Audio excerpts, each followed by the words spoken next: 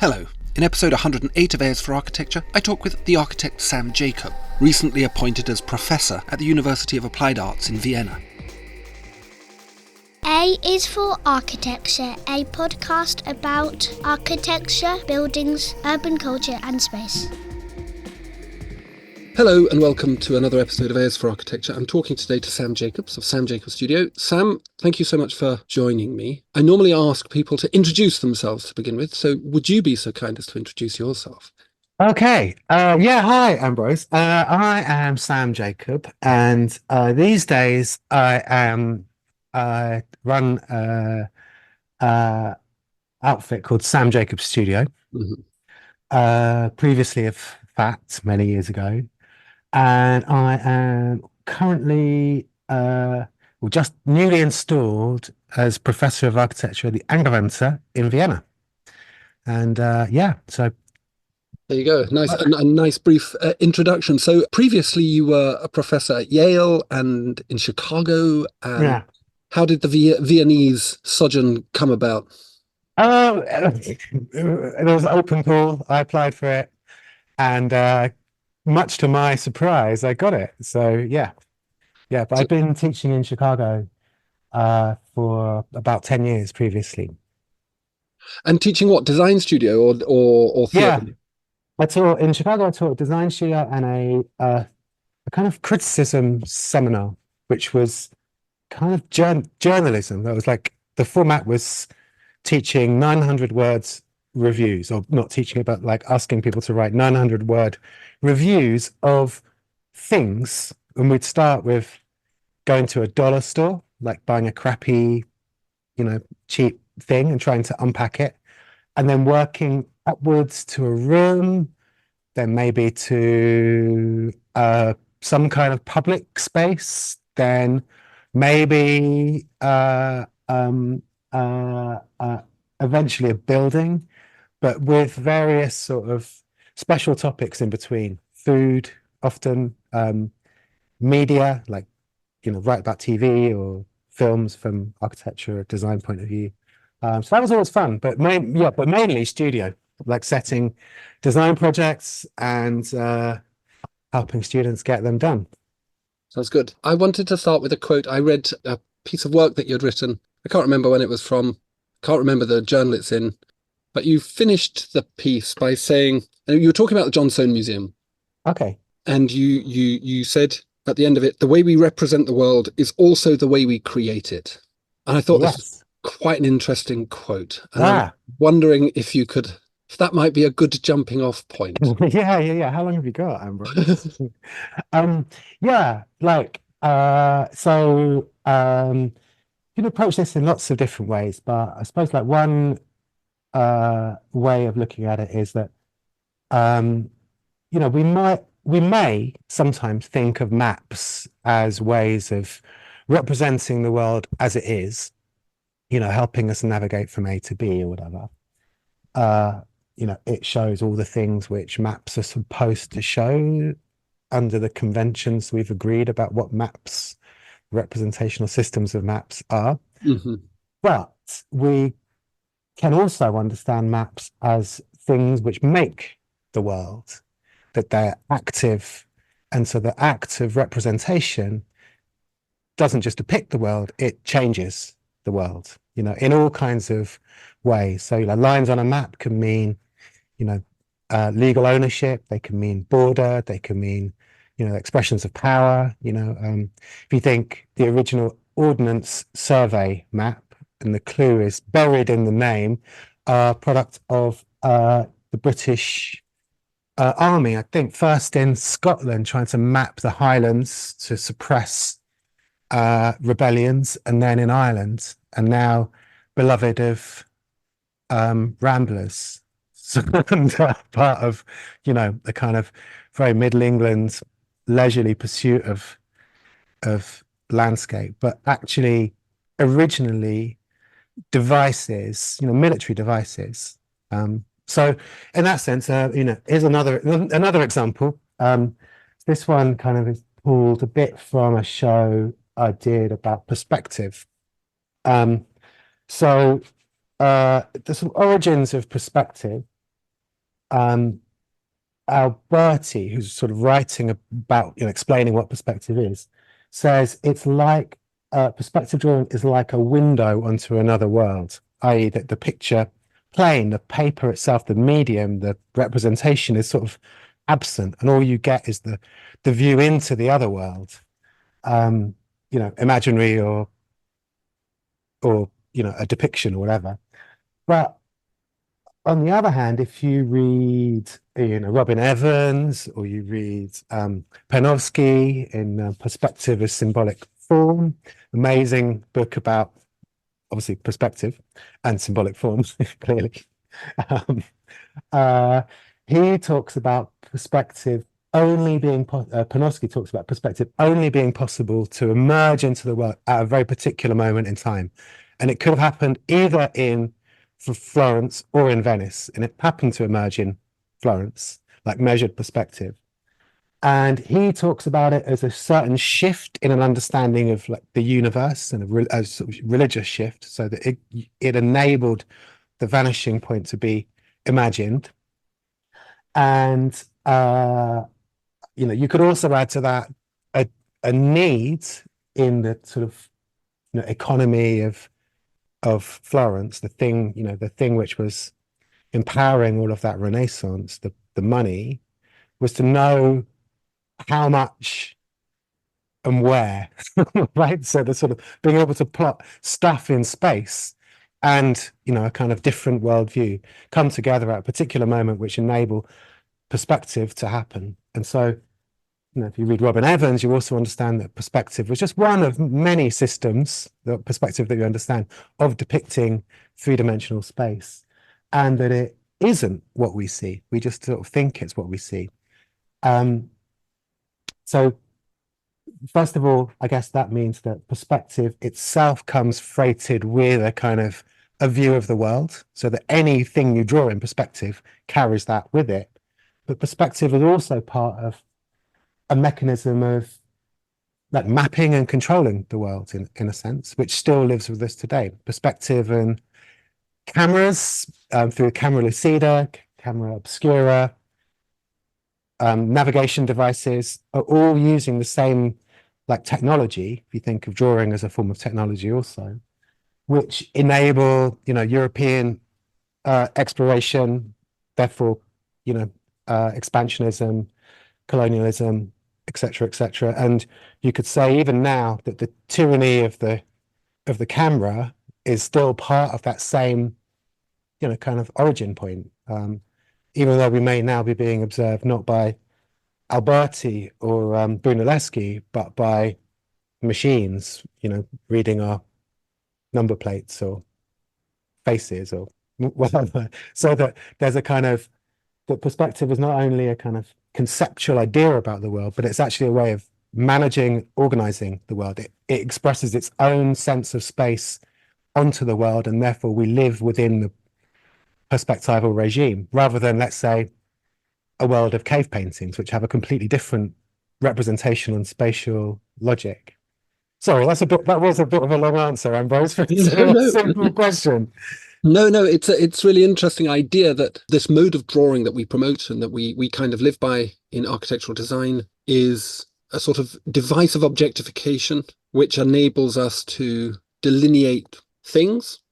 And that has transformed the way that we therefore engage with material reality. And that's been very impactful on the production of architecture. For sure. You can tell, I mean, in a sort of, let's say, formal art historical sense, you can tell a building that's been designed in perspective or in plan or in section, or even in an even more basic way, a building that's been designed in SketchUp or Rhino or like, so that to some extent, this is a sort of McLuhan-esque idea, I suppose, that the medium is not transparent. The medium's not a tool. The medium is, to some extent, the message, and it frames the way in which we, in a practical sense, we as designers can engage with the project of design. Like if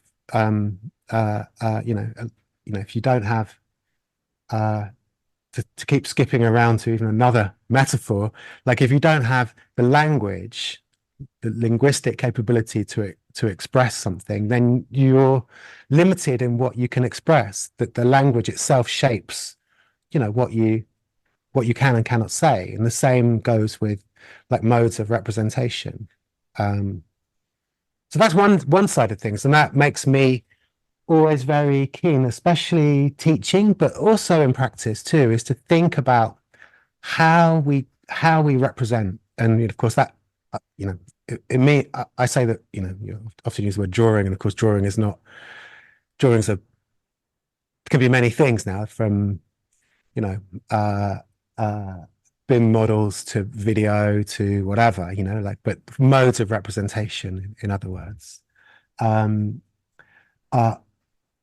themselves have to be interrogated. So, in sort of studio student projects, often ways of drawing become really important, because that, for me, opens up different possibilities of different ways of designing and understanding and proposing the world. And for the studio, I think it means, we have different kinds of projects, which sometimes they're more to do with form, sometimes they're more to do with surface. So sort of understanding that different forms of representation allow for different kinds of engagement, like switching between Rhino. This is us, right? So this is our weird little selection of software, like Rhino for form, sometimes Vectorworks for like the donkey work. I mean, I don't know if you call that. Yeah, it's not Vectorworks. It's not really a donkey. It's more of a, I don't know. It's worse than a donkey. And especially Photoshop. Like Photoshop as an architectural proposition has always excited me a lot. Yeah, because it allows you to deal with things like surface, which of course are much, but so that all that those different kinds of everyday programs that I'm sure like many architects and designers use allow you to think in different ways. It's very difficult to think about say paint color in Vectorworks. Yeah, like, because it's so shit a color. Whereas I actually only discovered that Vectorworks still existed yesterday, because I used it when I worked in practice 15, 14 years ago, and I thought it had gone the way of the dinosaur, but it still exists. Well, we like to preserve the old crafts, Yeah, because that's all anybody talks about is Revit and Rhino and AutoCAD these days. Yeah. But I thought Vectorworks was really good, but I'm glad it still exists. I'm glad there's donkeys out there, dinosaurs out there. Sorry, not donkeys. Thanks for both. Yeah. But you also say that you said in that same article around taking your students into Johnstone and getting them to draw it, which I think is tantamount to putting them inside some kind of nightmare, a form of architectural hazing. Yeah. I just find I've only been once, and in fact I only went once for the first time about 6 months ago, and I had high expectations. I thought it was, I mean, maybe it was too crowded with people, but it was like couldn't cope.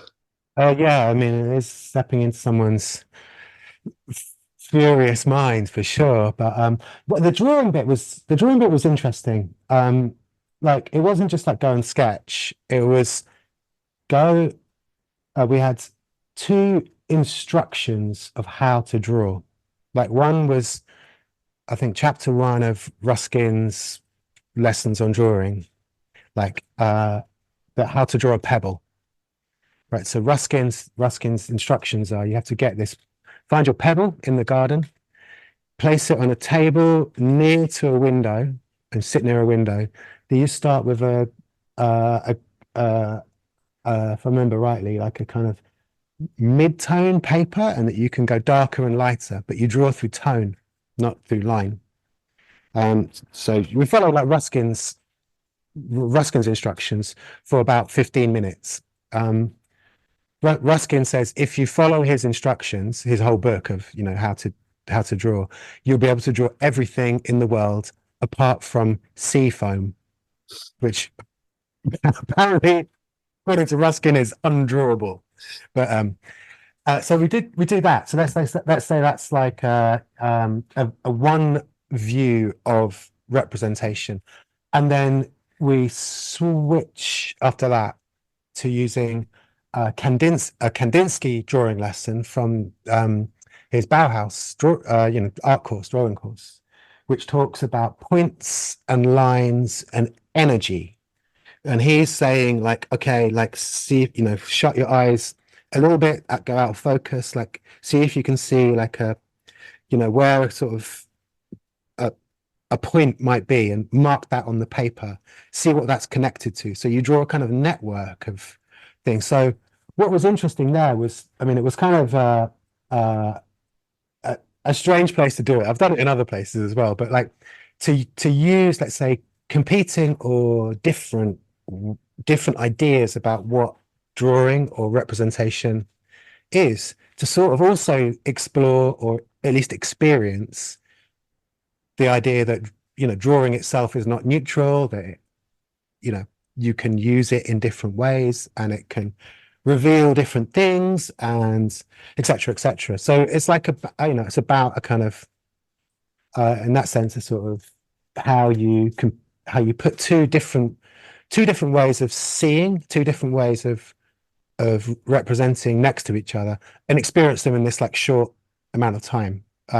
So that you can sort of, if your head wasn't spinning enough from being in the Sloan Museum, it was like flying off because you're sort of rapidly going through a kind of 160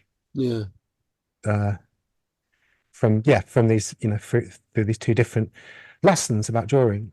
I guess why I'm asking is I'm very interested in your work, your body of work over. So as an undergraduate, I obviously first came across your work as part of FAT, and taken by it as a lot of people have been, in a good way, by the way, consensually. Yeah. And it was really nice, and it was a really refreshing thing, because we were obviously at the time I was studying, it was sort of phenomenology on full throttle, and a lot of kind of spare and quite somber, quite serious work. And yours came along, which seemed at first reading to not be so high-bound and perhaps anally retentive. But I think over time I've realized that the aesthetic pleasure that your work proposes and produces, I think it's fair to say, is also serious. And so I guess I'm asking about this issue around imagery and your ideas around the image, as it seems to be that you take the aesthetic or the visual presentation of architecture as a very serious thing. Yes, which gets me on to at least a third point about why the quote that you started with is important, I think, is that normally when we make architecture, and it's the same for me when we're working on a project, is you start with a sketch, and then you make it a little bit more accurate, and you get it into Vectorworks maybe, and then you might make a model, and then you do some detailed design, and then tender, etc., etc. And that's all the kind of process, and then you end up with a building. And in that process, you might have moments where you do like a nice model, a nice drawing, or something like that. But if we think about like architecture itself, like maybe there's not really a point where it becomes real and different, it becomes part of the real world and different from all those other forms of representation which you were using as you went through the design process. Maybe we could understand architecture itself as a form of representation, which I suppose is like a rewording of Robert Venturi, Denise Scott Brown saying that architecture sort of as media, or certainly in relation to media. So I think this way of thinking means that all of those kinds of choices, the representational choices, the things which register, which could be figure, form, surface, material, space, whatever, but thought about in a kind of representational way, suddenly become, I think, more active. So they become more clearly like particular kinds of choice that you can make. You can choose, you can make it bad taste, you can make it horrible, you can make it nice, good taste or lovely. You can make it seem poetic or seem like it has no soul. All of these kinds of things become choices rather than like because you're understanding architecture as a sort of as a coming together of like lots of cultural elements. So you might choose to draw in perspective because you agree with the Florentine worldview of 16 whatever, or you may choose to only draw in axo in rhino because you believe in a certain idea of form. Those kinds of choices exist in the across all of the modes in which architecture works. So in that sense, architecture, understanding architecture as itself a form of representation, whether that is a drawing, a model, or a building, and that there's actually much more equivalence between all of them than we often give credit. I think it's useful. The architecture is a way of bringing imaginary ideas, fictional ideas, not just about itself, but about the world, about how the world's organized, about society, about economy, about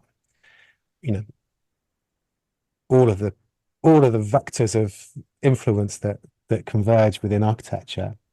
Yeah, it's a way of bringing all of those abstract conceptual ideas about the world into something which looks like the real world, and very soon we believe it is the real world, and then we're all wandering around inside it thinking this is real, but actually it's it's a form of representation. It's a kind of best guess at the society which we and all of the people who've been building the city around us have imagined. So in that sense, yeah, architecture is always a model, and it's never real.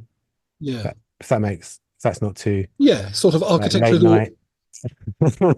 Architecture is always immanent. It's a sort of immanent property of processes and materials and technologies, which is a really interesting idea. You didn't really touch about on this my question, though, I suppose, or maybe you did in your own way, but perhaps you could be more explicit around this issue of the agency of aesthetics within this. Okay. Yeah. Well, I suppose because your work is very aesthetic. It's determinedly got an elevation. It's got facades. It presents itself to the city in a very determined way. It's not inward looking. It's not trying to hide away. I would say that yes, it's very, the work is quite aware of how it appears in the world. It's not necessarily fixated on one way of appearing to the world. Like, if you look across a lot of different projects, even the ways in which the types of projects that I do, it's like they're not all, that they can rely on very different forms of technique. They can be about elevation, they can be about plan, they can be about form, they can be about color, but whatever it is, they're quite self-aware of like how they come into the world and how that will kind of produce something readable within the world. Not necessarily legible not completely legible. So not necessarily architecture as like language, but more like code, I would say, more like architecture as code. So this goes back to, well, I suppose it goes back to, kind of the Jenksian idea of like the postmodern object is a doubly coded object, i.e. it talks to two different references simultaneously, or sources, or whatever. And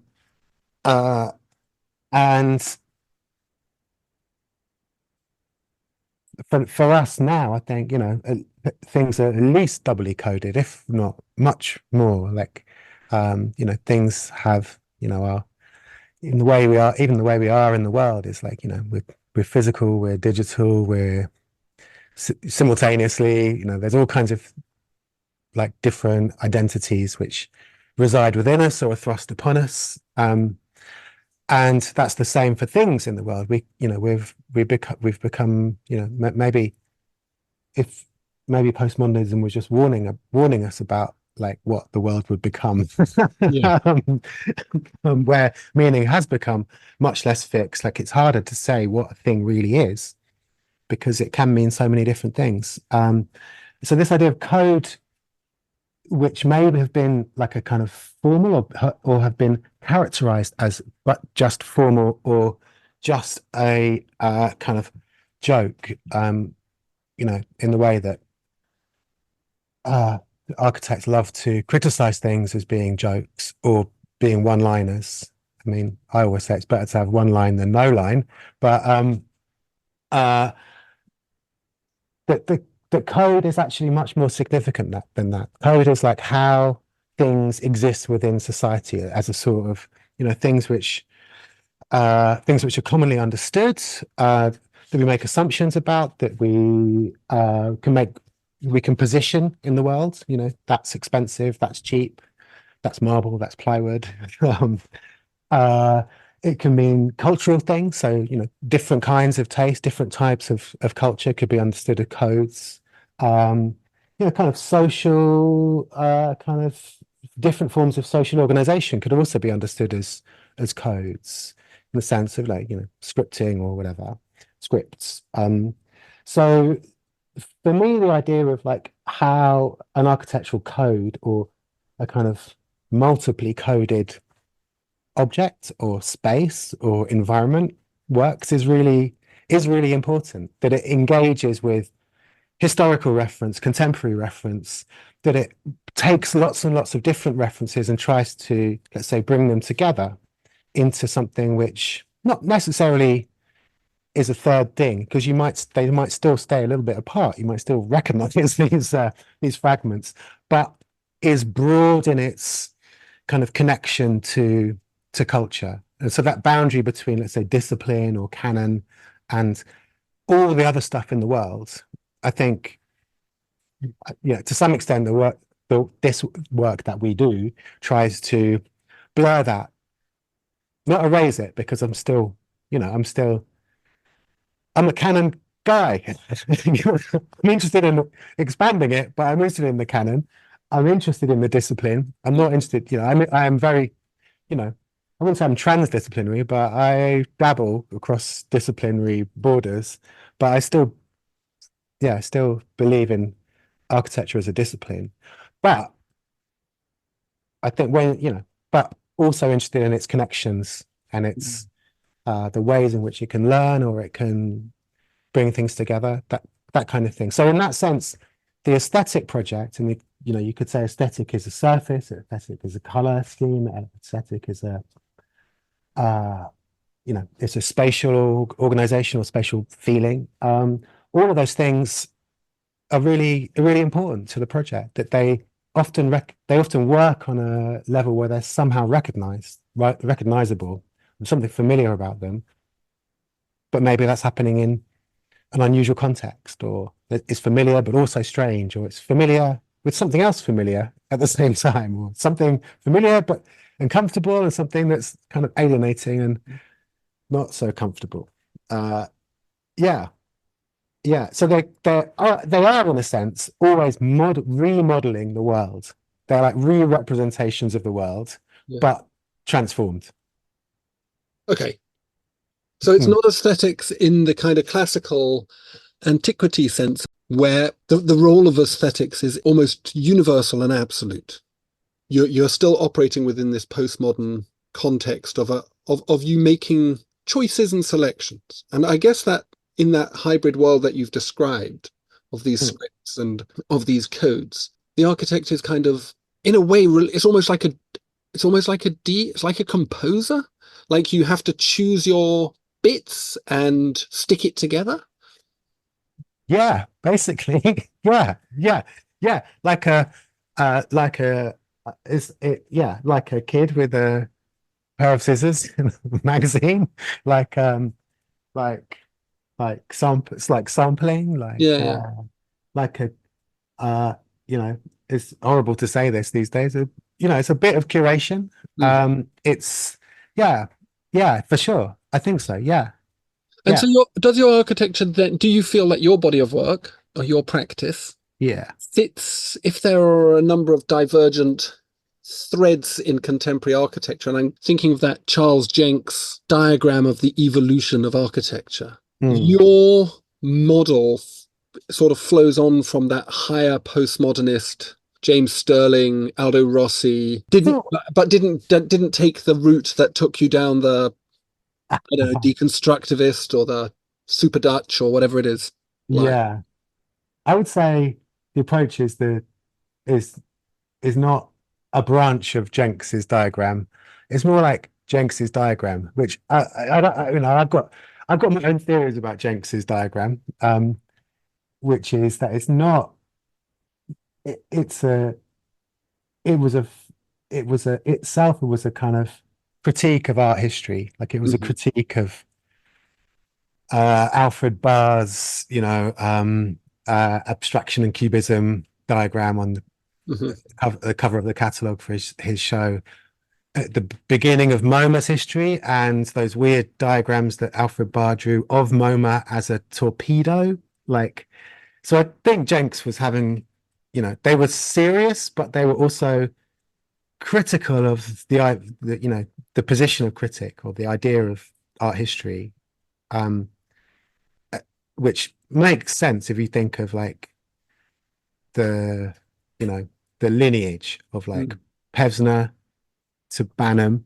mhm. then Banham to Jenks, and they're as a kind of like a kind of very boring episode of Star Wars where you're always obliged to kill your father. Is that what happens in Star Wars? I I can't think remember. I can't remember. I refuse to watch it. Men in rubber suits has never done it for me. But So yeah, does that make any does that make so yeah, so it's I would say, like one thing that was incredibly exciting at a certain point in fact history was when we kind of, let's say, found a way to get to be able to bring together lots of different things. We found a technique, cutouts. It was a way you could do all kinds of things. You could make them change, and it was incredibly cheap, which was very useful because the projects were always had very tiny budgets, or pretty usually had tiny budgets. So, what was terribly depressing about that was that it became the kind of the way we did things. And so, what I've tried to do, like post that, is to, let's say, keep the say kind of approach, or to be like a bit overly grand about it, the sort of conceptual position, but to be more open about how that expresses itself, so that in some ways projects might be able to look very different, that they can kind of wear their multiple references or multiple authorships on their sleeve, and they might actually look quite nice for once. Even that's what shocking. yeah, yeah, imagine. I mean, obviously, in postmodern theory, there's this idea of parody and irony Mm, kicking around. yeah, Was fat parody, and is what you do now a sort of a deeper and more resonant form of engagement? Was there something superficial about what you yes, were doing in fat? yeah. We wanted it to be superficial. We wanted it to be, we always talked about it in, like we wanted it to be. This was more Sean's thing. He's a little bit older. He was always like, oh, it's like punk to prog rock, like you can be really shit at music. In fact, the worse it sounds, the better. But uh, definitely we were literally interested in lack of depth, literally like flatness, like not three-dimensional space of, stuff that became parametricism. And that became polemic as we had this ridiculous slogans like taste, not space, modeled on the, old National Union of Mine Workers sticker from the 1980s, coal, not dole. But at the same time, irony is an interesting device, right? Like irony's, quite heartfelt. Like irony's not necessarily that funny. It can be quite sad. It has distance, but that distance is not necessarily like meaningless. So in some senses, like irony can be a way of saying things which you're very, very sincere about, but you're too embarrassed to say them in a sincere manner because I don't know, you've been brought up in England. I don't know. But yes, I wanted to do something different. So after that, I tried to train myself to stop drawing what we used to do, like outlines, It's very difficult to try to do something different as an architect because when you're drawing it, you also bring with it all this knowledge, like, oh yeah, I know how to build that, or I know how to do that edge. I've got a rough idea of how much that will cost. And like it's it's so automatic that it was really hard to stop it. But it was very important to stop it. Yeah. And I tend to think of it, Venturi's, I suppose like, I don't know. I'm not always happy about thinking about postmodernism as postmodernism in architecture, but I'd rather maybe literary postmodernism. Yes, yeah, architectural postmodernism, it gets really tricky to talk about, I think, because of its histories and etc. etc. Anyway, but I will talk about architectural postmodernism. So in Venturi's famous diagram, generic building with a billboard on top that says I am a monument, which is sort of, a postmodern, it's definitely a postmodern idea, as well as an architectural idea of, the floating signifier, the sign and the signified are somehow separated and they become loose and they can float around and they can be different. And that I'm a monument could be crossed out and says I'm a hospital. Yeah. And although Venturi and Scott Brown were accused of many things, they were also being very practical because they were also arguing for generic buildings which could house many, many different programs inside them over a long time. So they're kind of, thinking about loose fit architecture. Denise talks about the mitten rather than the glove, so things can move around inside. So you could also be arguing that, hold on, Venturi's diagram is like, it's anticipating some of the issues we're talking about now, like with buildings are too specific, they have to get knocked down, we have to replace them. Like, anyway, but that's not the part I was talking about. The part I was talking about was what would happen if that billboard slipped back down and it merged again with that building underneath it, and it was aware of itself. It's now I'm a generic building, but I'm aware of it myself as a monument. So what happens when the sort of ghost returns back into the body? What has it learned in that time of being separated? So I was very interested in like sort of thinking about that. And that, it sort of came through in different kinds of projects about like remaking things, like sort of replicas and reconstructions. It came through about thinking about materiality quite a lot, which is a very unfat thing in some ways. Of course, I keep getting dragged back into it because like I had to do cutouts. Yes, I've done the Cartoon Museum. They wanted cutouts. I did a Beano exhibition at Somerset House, cutouts. Now we're working on Barbie for the Design Museum, another exhibition. cutouts. So it's not like I escaped it, but it's not the only mode of expression, you could say.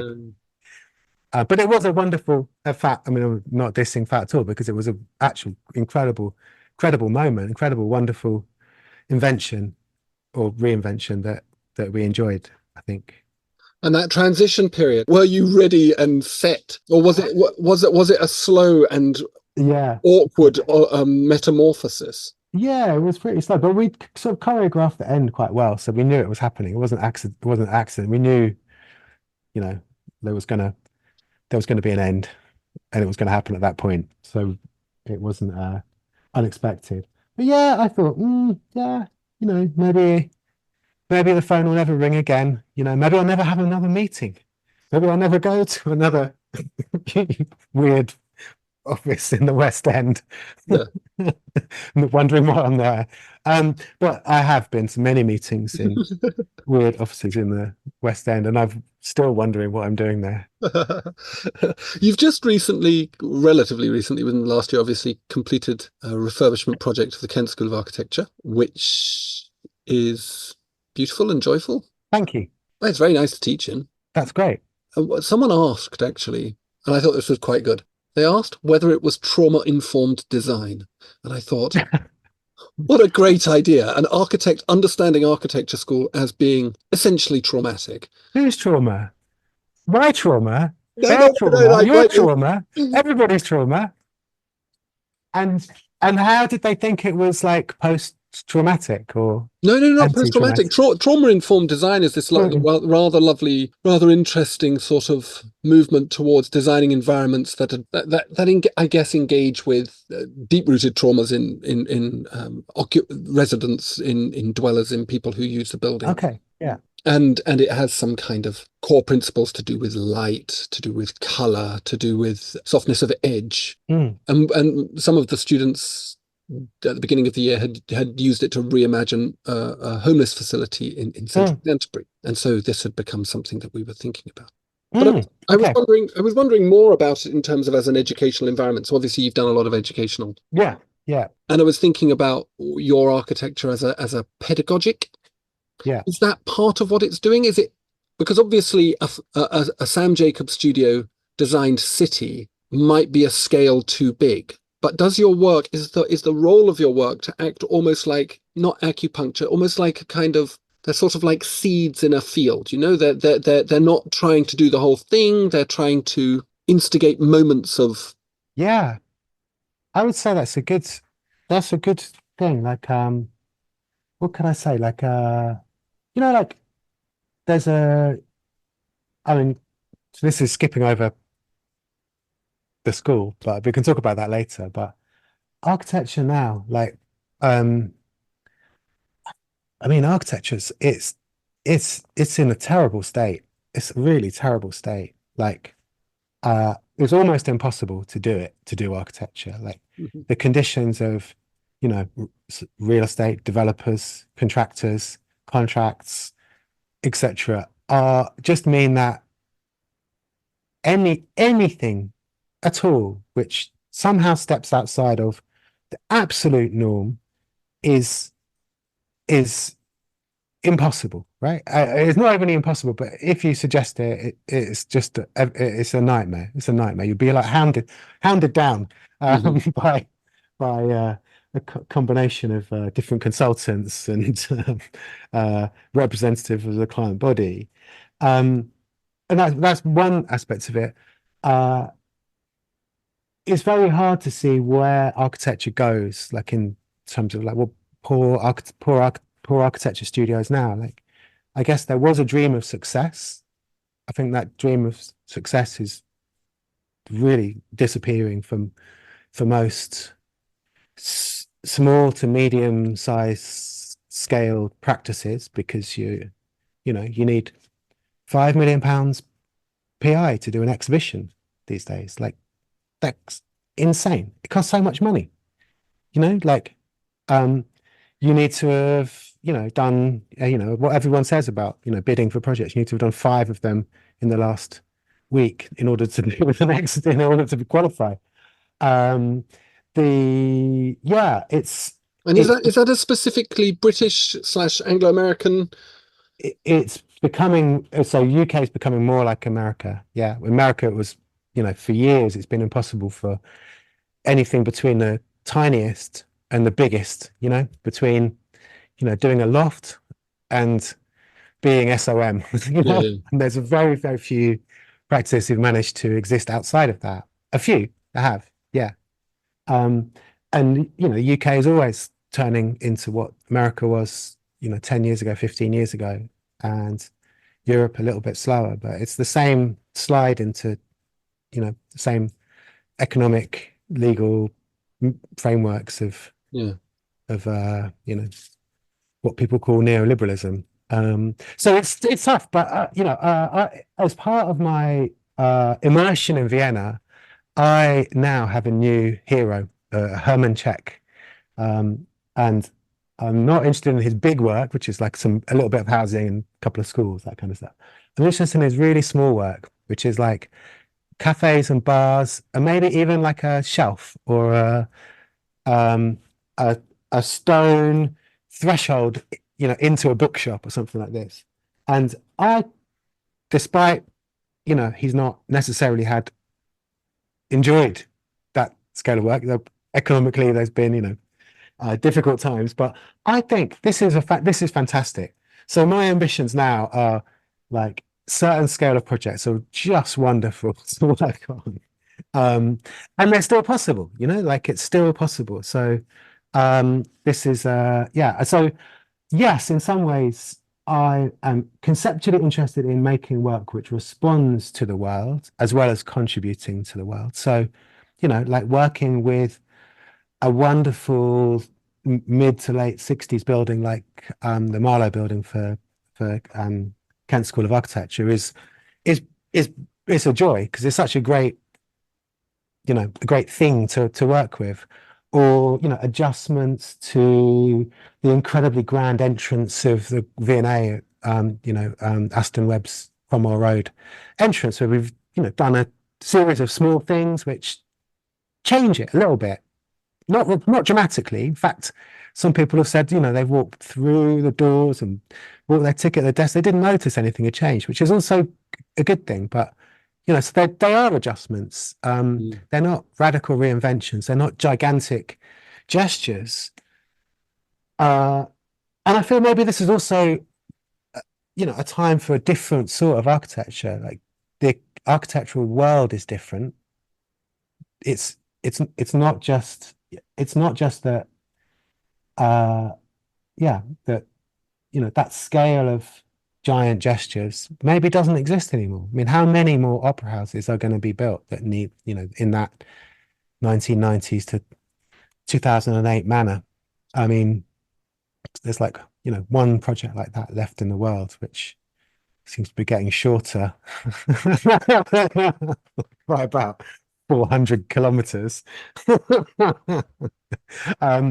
So, maybe that the idea of what architecture is or what practice is or what it means to be an architect or what do you do when you're an architect, can be liberated from the idea of success, which was basically a trap. It makes people do the same thing, same terrible project again and again and again. Maybe it means we can do, we can exist in other ways. Yeah. Lots of problems with that. Money, number one, survival, but it's potentially that's a good way to understand the challenges of, let's say, be what it means to be an architect, or what younger architects might be able to think about. It's a really interesting idea that architecture might be breaking into at least two modes of practice. One, which is the kind of City of London Uber building, which is, I think I was saying this to you when we met at the School of Architecture last week. I read someone recently saying it's not actually architecture. It's a kind of environmental / systems design elevated, but only just elevated. And that's produced by the giant firms that do that work, who have the PI and have the experience to prove that they do it. Yeah. And then there's this other thing, which is this intimate and responsive, reactive perhaps even the word soulful, which is not a very nice word, but soulful kind of architecture, architecture which has, as you clearly have expressed, a kind of a deeper interrogation of taste, values, aesthetics, the Mm, city, and so on. mm. Yeah, God forbid. God forbid I've got a soul. It might be very small. Well, the other person is on my mind a lot because we're working with the William Morris Gallery Mm, in Walthamstow. So we've quite well immersed in uh, uh, the world of William Morris and Jane Morris and May Morris and Philip Webb, etc., etc., and the trials and tribulations of Morris's own life as a kind of, romantic youngster, mm, as a lover of nature and the environment, as a someone who liked to make things, someone who tried to run a business, someone who tried to make life better for the people working for him, mm, and someone who ended up almost like giving up design because they wanted to change the world. Like mm, there was a lot of failure, a lot of things which design couldn't do in Morris's life. But it's still an incredible body of world, which in different ways has changed the world profoundly. mm. So yeah, like I don't know, like I suppose the super professionalization of architecture has and the corporatization of architecture has changed it a lot. Yeah. Um, and it changes what's possible. Um, it tells you what architecture should be and what you need to be as an architect. And if you don't do that, then you can't do that kind of work. And if you Mm, do that, you have to do that kind of work. It's a kind of catch-22 situation. So I feel sorry for all of I mean, I feel jealous, but I also feel sorry for all of those people, proudly displaying like, oh, now we're B Corp, we're very socially responsible. Yet at the same time, they're doing that in order to somehow engage with a very socially problematic um, market. mm. Even projects which are publicly funded, which operate within the market most of the time these days. So I don't know. There's a lot of compromising on the Yeah, but road to my I was horizon, as Glenn Campbell once said. Sorry. no. What was it again? There'll be a lot of compromising on the road to my horizon. Right, yeah, Rhinestone Cowboy. It's a Yeah, great song. it But sure is. I mean, Yeah, I did a recording of a podcast with Stuart Vokes and Aaron Peters of Brisbane architecture practice, Vokes and Peters, and yeah, they do a lot of suburban housing and very, very beautiful, incredibly refined, elegant architecture, which they sort of mapped out the huge number of projects they've done. And they kind of, because they don't operate at scale, they operate yeah, at the level of the domestic, and yeah, particularly in and around a certain type of Australian or Brisbane vernacular, suburban vernacular. But they kind of worked out how many people per day actually experience their architecture, and it's a giant number. And I think that's perhaps the way that architects who are struggling to feel relevant might find some form of relevance in their work. Is that yeah, literally the small scale replicated or duplicated, triplicated? yeah, yeah. I Or, mean, I think that's true. I mean, we're lucky enough that the small projects we do, and we also do small buildings, like it's not just but they are pretty much all public. Like because mm, we're working a lot with museums and cultural institutions, so that they have a sense of publicness, mm, even if their scale is not gigantic. mm. Um, but it's yeah, definitely, definitely. But I've been moaning about the state of things. I think it was quite boring, Ambrose. Just want to ask you one last question about science fiction. I read Okay. elsewhere you talked about architecture as a sort of science fiction, and I Yeah. thought this was a rather elegant idea. You said your mission is to use design as a form of real life science fiction, to invent new ways of being in the world or new kinds of worlds to be in, which I thought was really dramatic. It is quite dramatic. It is, isn't it? But Yeah. this idea of design as a speculative enterprise, that's kind of future oriented. And I think that's what I think one of the lovely things about your work. There's this clear historical referencing, this kind of molding the past and the present into kind of something else. But it does seem to me to be, yeah, future orientated. Well, Something to do with an imagined possibility. yeah. Yeah. So when I'd say that, or maybe it also relates to, like all the best science fiction is not really about the future. It's about the present. It's a science fiction is a device, Mm, um, which allows us to be, to be both be critical of the present and propositional about mm, alternative versions of the present. So I suppose this goes back to the idea, that architecture is a form of representation.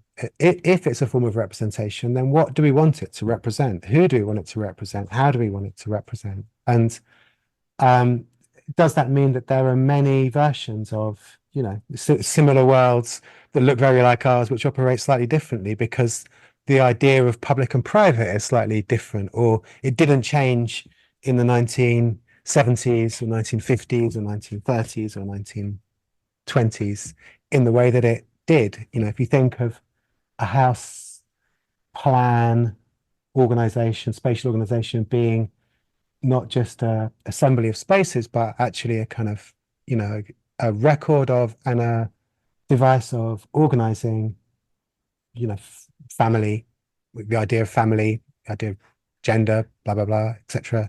Then slight shifts in that have the potential to radically alter, some of the foundational ideas of what society is.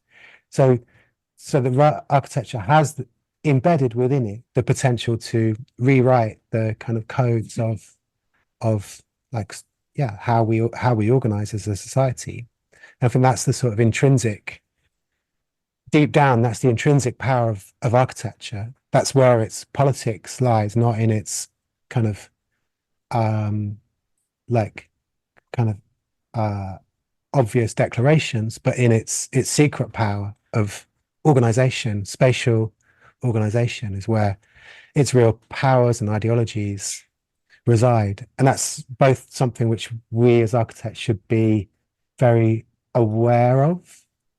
Like, what is it that we're replicating? What models are we repeating and why? And how could we shift them? So how does, something as simple as, yeah, like a spatial arrangement, but to shift it back to Kent, like clearly it's not the idea about making a certain kind of spatial articulation and a certain amount of flexibility within that. To do that with a kind of almost like minimal architectural intervention, i.e., there's like three walls basically in that whole school, um, uh, is a kind of, yeah, it's about an idea of organization that can happen within that socially, and I suppose like pedagogically, and in some ways to do with the sort of, power relationships between teachers and students amongst themselves, and etc. etc. So the aim of doing all of, the kind of spatial approach, which then becomes materialized and, becomes